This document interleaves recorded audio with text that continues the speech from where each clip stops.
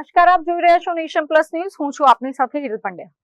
સુરતના કતારગામ વિસ્તારમાંથી ચોરીની એક સનસનાટીભરી ઘટના સામે આવી છે. કતારગામની ઉદયનગર સોસાયટીમાં આવેલી અમરદીપ કરિયાણાની દુકાનનું શટર ઊંચું કરીને તસ્કરે 90,000 રૂપિયાની રોકડ રકમની સફાચટ કરી નાખી છે.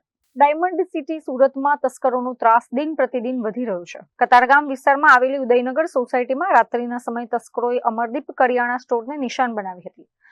ચોરે દુકાનનું શટર બળપૂર્વક ઊંચું કર્યું હતું અને અંદર ઘૂસીને ગલ્લામાં રાખેલા આશરે 90,000 રૂપિયા રોકડા લઈને ફરાર થઈ ગયા હતા.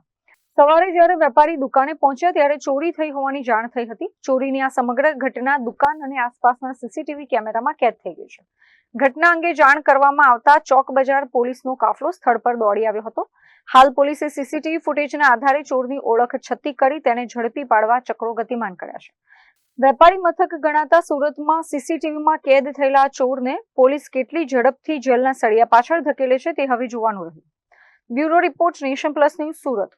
સમાચારોના સતત અપડેટ મેળવવા માટે અમારી નેશન પ્લસ ન્યૂઝની યુટ્યુબ ચેનલને સબસ્ક્રાઇબ કરો, બેલ આઇકન દબાવો અને જોડાયેલા રહો ફેસબુક, ઇન્સ્ટાગ્રામ અને ટ્વિટર પર.